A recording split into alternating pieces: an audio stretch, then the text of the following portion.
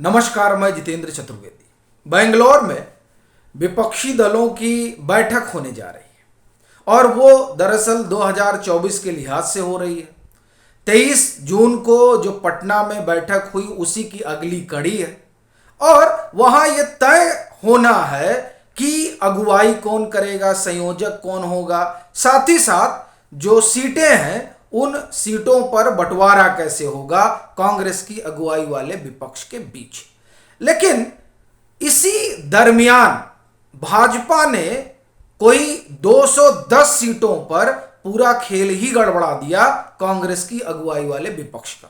यूं तो वहां वो जुट रहे हैं 450 सीटों पर, कैसे भाजपा के गठबंधन से दो दो हाथ किया जाएगा, लेकिन उनके बैठने से पहले ही जो खेल भाजपा ने किया उसके बाद तो राहुल गांधी और कांग्रेस के होश उड़ गए और वो पूरा इकोसिस्टम जो कांग्रेस की अगुवाई वाले विपक्ष के साथ खड़ा रहता है, या आप यूं कहें कि तथाकथित सेकुलर अलंबरदार, वो सदमे में चले गए और ट्विटर से लेकर सोशल मीडिया के तमाम मंचों पर आग बबूला हो गए हैं और अब भाजपा को उल्हाना दे रहे हैं।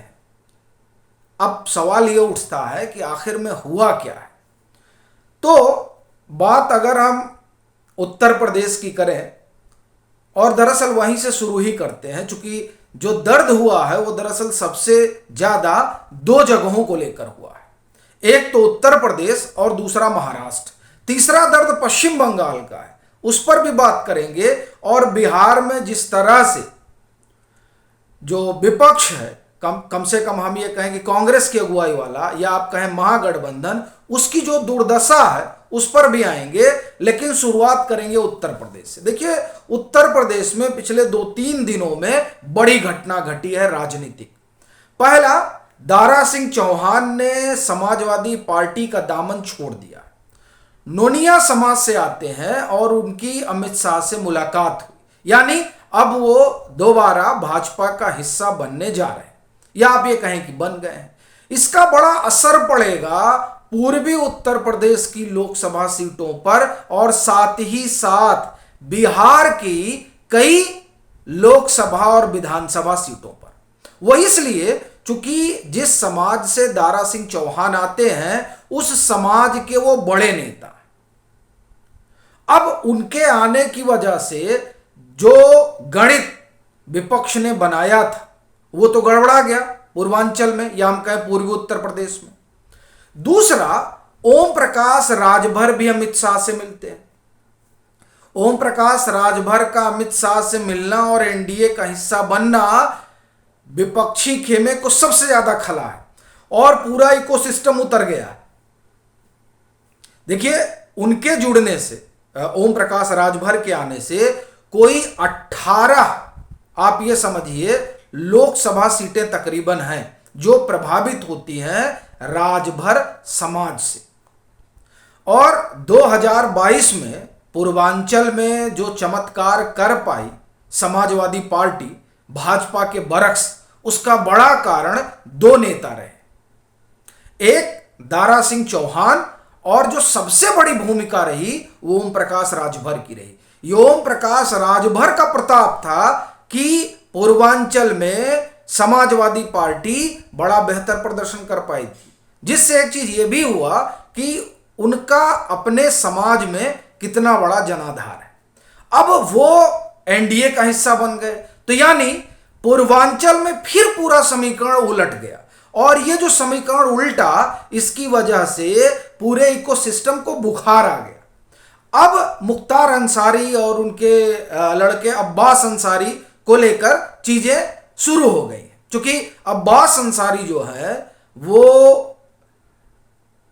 ओम प्रकाश राजभर की जो पार्टी है उससे विधायक है। अब यह पूछा जा रहा है और स्वाभाविक है, यह सवाल उठेगा, लेकिन यह सवाल बिहार और पश्चिम बंगाल बाद में आएंगे। महाराष्ट्र में देखिए क्या हुआ।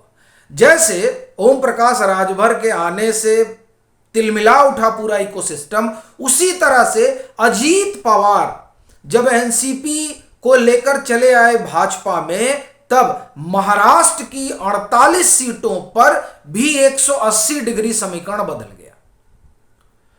और ये जो बदला उसकी तिलमिलाहट में कहा जाने लगा कि बताइए अब ये भ्रष्टाचारियों को ले रहे हैं। यही बात जब भाजपा की सरकार आप ये कहें कि ईडी कार्रवाई कर रही थी, तब कह रहे थे कि नहीं ये सब तो उत्पीड़न है, तो तब उत्पीड़न था। और अब जब वो इधर चले आए, यानी उन्होंने एनडीए का दामन थाम लिया, तब वो भ्रष्टाचारी हो गए। ये जो विरोधाभास है, इस विरोधाभास ने एक बात तो स्पष्ट कर दिया कि इन 48 सीटों पर भी जो महाविकास आघाड़ी ये मान रही थी कि वो बहुत आगे है, वो अब परसेप्शन में तो बहुत पीछे चली गई है। जमीन पर जो है वो तो चुनाव में ही निकल कर आएगा। लेकिन एक बात तो तय है कि महाराष्ट्र की 48 सीटों पर भाजपा की स्थिति पहले की अपेक्षा में मजबूत हुई है। यानी जब शिवसेना से उनका गठबंधन टूटा उसके बाद से, और मैं उद्धव ठाकरे वाली बात कर रहा हूं, अभी तो फिर एक तरह से कहिए कि एकनाथ शिंदे की अगुवाई में शिवसेना भाजपा के साथ आ गई है और इधर अजीत पवार आ गए, तो यहां भी मामला गड़बड़ हुआ। बिहार में देखिए क्या हो रहा है। बिहार में चिराग पासवान एनडीए का हिस्सा, उपेंद्र कुशवाहा, मुकेश सहनी, जीतन राम मांझी, यानी मोटे तौर पर कोई 20 से 22% वोट जो है ये वहां भाजपा अपने नए एनडीए के जरिए साध रही है। अब 20-22 ये और 25 भाजपा का, यानी कोई 47% मत जो है वो नजर आता है भाजपा का। भाई देखिए 6-7% मत जो है वो चिराग पासवान का है, इतना ही तकरीबन कुशवाहा का है, ये हो गया 14। मांझी आप रखिए 3-4%, तो ये हो गए तकरीबन 17-18, और 3-4% 5 आप रख लीजिए मुकेश सहनी 3% के आसपास। 20% पूरा जो है ये दिखाई देता है। तो वैसी स्थिति में जो बिहार का भी गुड़ा भाग है महागठबंधन का, कांग्रेस की अगुवाई वाले गठजोड़ का, वो भी गड़बड़ा गया है। और उस पर ये जो लाठी चार्ज हुई है, इस लाठी चार्ज ने और समस्या घनी कर दी है। अब ये होगा कैसे, तो आप इसे गौर से थोड़ा सुनिए। देखिए ये जो कुछ कार्रवाई हुई, ये दरअसल कार्रवाई यूं तो की गई कि भाजपा को सबक सिखाएंगे, लेकिन भाजपा का जो अपना जनाधार बढ़ा है, उस जनाधार में हर समाज के लोग आए हैं, और खास तौर से वो समाज जो नीतीश की अगुवाई में कभी राजद के खिलाफ खड़ा होता था।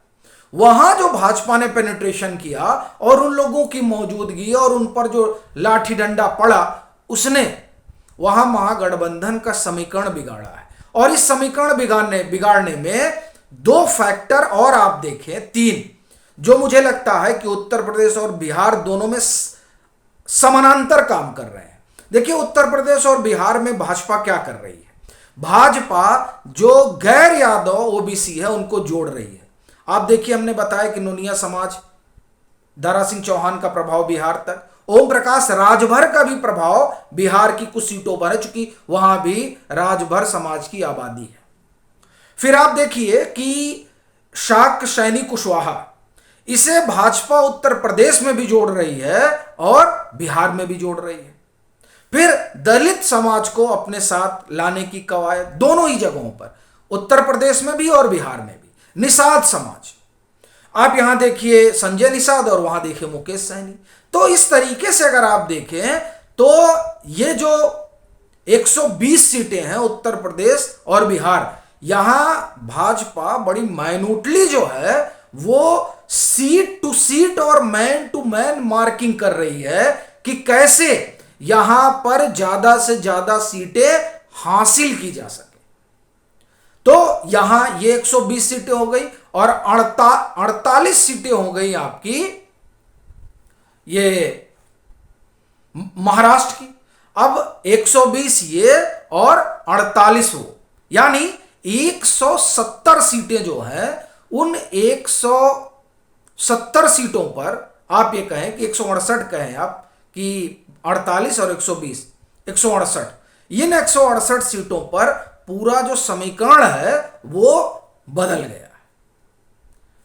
अब 42 सीटें आप जोड़ ले पश्चिम बंगाल की, तो ये हो जाता है पूरा 270 सीटें। देखिए पश्चिम बंगाल में जो नतीजे आए हैं विधानसभा और माफ करिए पंचायत चुनाव के, ये नतीजे जो है वो 2-3 संकेत बहुत स्पष्ट दे रहा है। पहला ये कि भाजपा का वहां पेनिट्रेशन बहुत बढ़ गया है।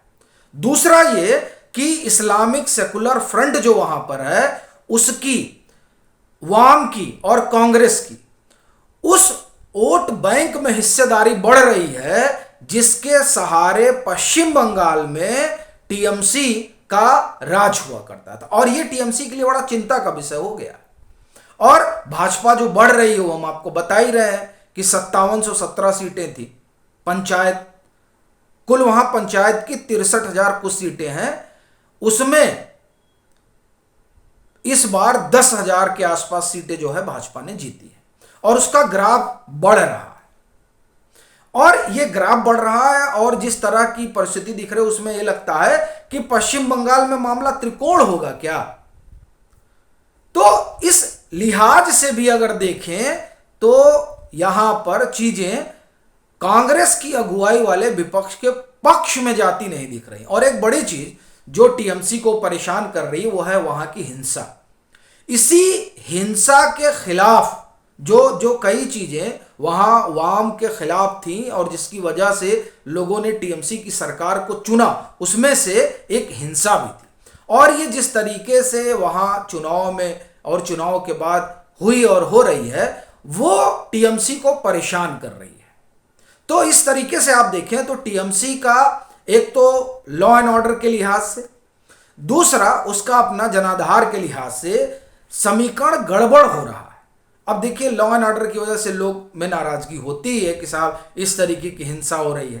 तो जैसे उन्होंने वाम के समय में विकल्प ढूंढा वैसे वो अगर अभी विकल्प ढूंढने लगे तो ये जो तमाम चीजें हैं वो मिलकर टीएमसी को अगर आप देखें 2024 के लोकसभा चुनाव के लिहाज से तो उसके पक्ष में खड़ी तो नहीं दिखाई देती है। कम से कम जो नतीजे हैं, फिर वो चाहे विधानसभा चुनाव के नतीजे रहे हों जिसमें भाजपा 71 सीट पा जाती है और कोई 37-38% उसका मत हो जाता है, और फिर चाहे पंचायत चुनाव के आप नजरिए से देखिए तो यहां भी उसकी सीटें बढ़ी ही हैं, जो ये बताती हैं कि उसका पेनिट्रेशन बढ़ा है। इस लिहाज से अगर आप देखें तो 210 सीटें ऐसी हैं जहां मामला 180 डिग्री पर घूम गया है और ये चिंता का सबब है उस विपक्ष के लिए जो कांग्रेस की अगुवाई में जुट रहा है बेंगलोर में। अभी के लिए फिलहाल इतना ही। अगर आप मतांतर से नहीं जुड़े हैं तो जुड़े, वीडियो को लाइक करें और खूब शेयर करें।